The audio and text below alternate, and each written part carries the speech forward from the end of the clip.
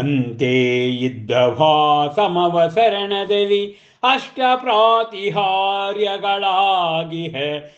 ಅಶೋಕ ವೃಕ್ಷ ಚಂದ್ರಮಂಡಲಾಕಾರ ಛತ್ರತ್ರಯಗಳು ಸ್ಫಟಿಕ ಮಣಿ ನಿರ್ಮಿತ ಶ್ರೇಷ್ಠ ರತ್ನ ಖಚಿತ ಸಿಂಹಾಸನ ಭಗವಂತನ ಮುಖೋದ್ಗೋತ ನಿರಕ್ಷರಿ ದಿವ್ಯ ಧ್ವನಿ ಮತ್ತಾವೀರ ಜಿನೇಂದ್ರನನು ಸ್ತುತಿಸುವ ಪ್ರಸನ್ನ ದ್ವಾದಶ ಗಣ ಅಂತೆ ಅನಾಸಕ್ತರಾಗಿ ಸಾಂಸಾರಿಕ ವಿಷಯ ಕಷಾಯದಲ್ಲಿಯೇ ಶರಣಾಗಿ ಜಿನೇಂದ್ರನಲಿ ಎಂದು ಘೋಷಿಸುವ ದೇವದುಂದುಬಿಯ ಗಂಭೀರನಾದ ಜಿನೇಂದ್ರನ ಚರಣ ಕಮಲಗಳಲ್ಲಿ ಝೇಂಕರಲಿಪ ಭ್ರಮರ ಸಂಕುಲ ಸುರ ಭಕ್ತರಿಂದೊದಗುವ ಪುಷ್ಪವೃಷ್ಟಿ ದರ್ಶಿಸುತ್ತಲೇ ಆ ದಿವ್ಯ ಜಿನ ಶಿರದ ಇಂದಿಯ ಭವ್ಯ ಭಾಮಂಡಲವನು ಜನರಿಗೊದಗುವ ತಮ್ಮ ಸಪ್ತಭಾವಗಳ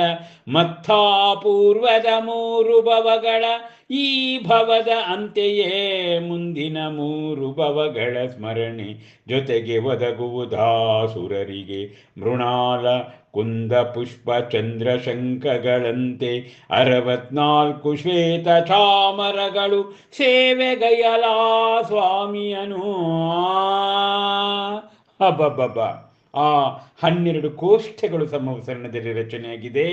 ಆ ಆಕಾಶ ಮತ್ತು ಭೂಮಿಯ ಮಧ್ಯದಲ್ಲಿ ಆ ಸುವರ್ಣ ವರ್ಣದ 1008 ದಳ ಇರುವ ಕಮಲಪೀಠದಲ್ಲಿ ಸೋಂಕದ ಹಾಗೆ ಜಿನೇಂದ್ರ ಭಗವಾನರು ಕುಳಿತಿದ್ದಾರೆ.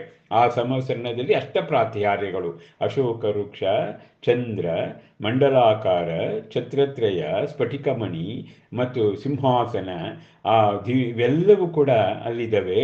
ಆ ದಿವ್ಯ ಧ್ವನಿ ಜಿನೇಂದ್ರ ಭಗವಾನರ ವಾಣಿಯಲ್ಲಿ ಬರ್ತಕ್ಕಂಥದ್ದು. ಆ ವೀರ ಜಿನೇಂದ್ರನ ಸ್ತುತಿಸ್ತಕ್ಕಂಥ 12 ಗಣಗಳಲ್ಲಿದ್ದಾರೆ. ಸಾಂಸಾರಿಕ ವಿಷಯದ ಕಷಾಯವನ್ನು ದೂರ ಮಾಡಿ ನೀವೆಲ್ಲರೂ ಕೂಡ ಜಿನೇಂದ್ರನಿಗೆ ಶರಣಾಗಿ ಎಂಬುದಾಗಿ ಆ ದುಂದುಬಿಯ ಗಂಭೀರನಾದವನ್ನು ದೇವತೆಗಳು ಮಾಡ್ತಾ ಇದ್ದಾರೆ. ಆ ಜಿನೇಂದ್ರನ ಚರಣ ಕಮಲಗಳಲ್ಲಿ ಭ್ರಮರ ಸಂಕುಲ ಪುಷ್ಪವೃಷ್ಟಿಗಳು ಕೂಡ ಆಗ್ತಾ ಇದ್ದಾವೆ. ದಿವ್ಯ ಶಿರದ ಹಿಂದಿಯ ಭವ್ಯ ಶಿರದ ಮೇಲೆ ಭಾಮಂಡಲ ಇದೆ. ಜನರಿಗೆ ಒದಗುವ ತಮ್ಮ ಸಪ್ತ ಭವಗಳ ಮತ್ತೆ ಅಲ್ಲಿ ಕುರಿತಿರ್ತಕ್ಕಂಥವ್ರಿಗೆ 7 ಭವಗಳ ಹಿಂದೆ ನಾವೇನಾಗಿದ್ವಿ ಮತ್ತು ಈ ಭವ ಮತ್ತು ಮುಂದಿನ 3 ಭವಗಳ ಸ್ಮರಣೆ ಜಾಸ್ತಿ ಸ್ಮರಣೆ ಆಗ್ತದೆ. ನಾವು ಮುಂದೆ ಏನಾಗ್ತೀವಿ.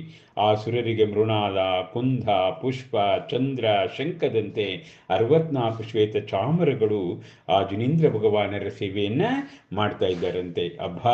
ಮಹಾವೀರ ಮಹಾದರ್ಶನದ ಶ್ರೀ ಕೇವಲ ಜ್ಞಾನ ಕಲ್ಯಾಣ ಸಂಪುಟದಲ್ಲಿ ಅತ್ಯಂತ ಮನೋಜ್ಞ ಎಂಬುದನ್ನು ನಾವಿಲ್ಲಿ ತಿಳಿಯಬಹುದು.